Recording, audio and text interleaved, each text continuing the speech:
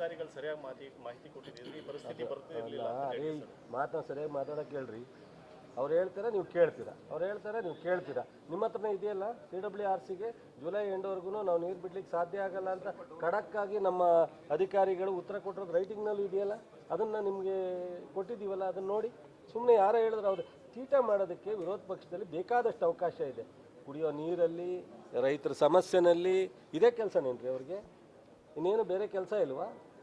ಕೆಲಸ ಮುಂದೆ ಬೇಕಾದಷ್ಟಿದೆ. ಏನು ಹೇಳಿದ್ರು? ನಾನು ಹೇಳಿದ್ದೀನಿರಿ ಕಾವೇರಿ ಇಶ್ಯೂ ನಾನು ಸಾಲ್ವ್ ಮಾಡ್ತೀನಿ, ನಾನೇ ಫಸ್ಟು ಕಾವೇರಿ ಇಶ್ಯೂನ ಫಸ್ಟ್ ಪ್ರಿಯಾರಿಟಿ ಅಂತ ನಾನು ಹೇಳಿದ್ದೀನಿ ರೀ ಚುನಾವಣೆಯಲ್ಲಿ. ಹಾಂ, ಕೀ ಡೆಲ್ಲಿಲಿದೆ ನಾನು ಹೇಳಿದ್ದೇನೆ ರೀ. ಅವನು ಯಾರು ರೀ ಪುಟ್ಟರಾಜು? ಏನು ಮಾತಾಡ್ತಾನೆ ರೀ? ಏನೇನೋ ಮಾತಾಡಿದ್ರೆ ಏನು ಎದ್ದೋಡತ್ತೆ. ನಾನು ಅವ್ರ ಹತ್ರ ಕಲ್ತ್ಕೋಬೇಕಾ? ನನಗೆ ಬೇಡ. ನಮ್ಮ ರವಿ ಇದನ್ನಲ್ಲ, ಅವನಿಗೆ ಉತ್ತರ ಕೊಡೋಕ್ಕೆ ಹೇಳಿ ನಿಮ್ಮ ಪುಟ್ಟರಾಜನ್ನ, ನನಗಂಟ ಬೇಡ. ಯಜಮಾನ್ ಅಲ್ಲಲ್ಲ ಅಂದರೆ ಮಂಡ್ಯ ಜಿಲ್ಲೆಯವರೇ ಅಲ್ವೇನ್ರಿ ಪುಟ್ಟರಾಜು? ನಿನಗೆ ನನಗೆ ಎಲ್ಲ ಮಂಡ್ಯ ಜಿಲ್ಲೆಯವರೇ ಅಲ್ವೇನ್ರಿ? ನಿನಗೂ ನಮ್ಮದೇ ಕರ್ನಾಟಕ ಸರ್ಕಾರ ಅಂದರೆ ನಮ್ಮ ಸರ್ಕಾರ, ಕೇಂದ್ರ ಸರ್ಕಾರ ಅಂದರೆ ನಮ್ಮ ಸರ್ಕಾರ. ಪ್ರಜಾಪ್ರಭುತ್ವ ವ್ಯವಸ್ಥೆನಲ್ಲಿ ಒಪ್ಪಬೇಕಲ್ಲಪ್ಪ, ನೀವು ಒಪ್ಪಕ್ಕೆ ನಾನು ಒಪ್ಪಬೇಕು. ಸೊ ನಮ್ಮ ರವಿ ಅಣ್ಣಂಗೆ ಉತ್ತರ ಕೊಡೋಕ್ಕೆ ಹೇಳಿ. ಸುಮ್ಮನೆ ಏನೇನೋ ಬಾಯಿಗೆ ಅವನು ಯಾರ್ಯಾರು ಬಾಗಿಲು ತಟ್ಟಿದ್ರು, ಏನೇನಾಯಿತು ಎಂತಾಯಿತು ಎಲ್ಲ ಗೊತ್ತಿದೆ. ಸುಮ್ಮನೆ ಏನೇನೋ ಮಾತಾಡೋದನ್ನ ನಿಲ್ಲಿಸಿ ಮಾಡೋಕ್ಕೆ ಹೇಳ್ರಿ. ಫಸ್ಟು ಆಲ್ ಪಾರ್ಟಿ ಕಮಿಟಿನಲ್ಲಿ ಅವ್ರ ನಾಯಕರು ಬಂದು ಏನು ಹೇಳ್ತಾರೆ ನೋಡೋಣ. ಜೊತೆಗೆ ಅವರೇ ಸ್ಪೆಸಿಫಿಕ್ಕಾಗಿ ಚುನಾವಣೆ ಟೈಮ್ನಲ್ಲಿ ನಾನು ಪ್ರಥಮ ಆದ್ಯತೆ ಕಾವೇರಿ ಇಶ್ಯೂಸ್ ಸಾರ್ಟ್ ಔಟ್ ಮಾಡೋದಕ್ಕೆ ಅಂತ ಹೇಳಿದರು.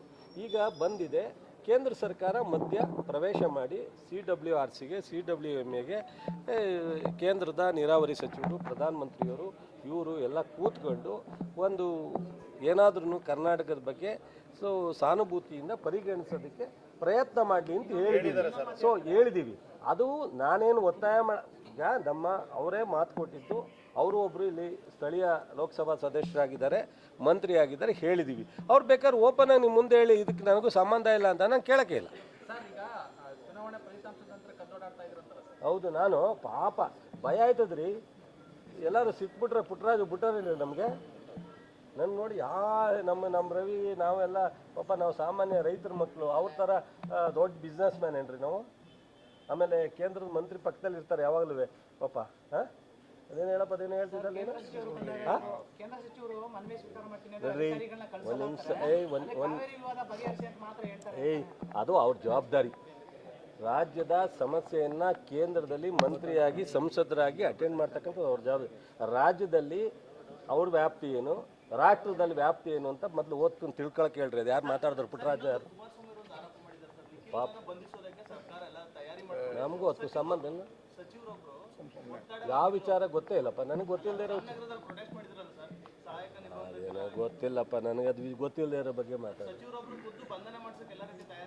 ನನಗೆ ಪ್ರೊಟೆಸ್ಟ್ ಮಾಡಿದಾಗ ನೆನೆ ವಿಜೇಂದ್ರನು ಮಾಡಿದ್ರು, ಬಿಟ್ಟರು.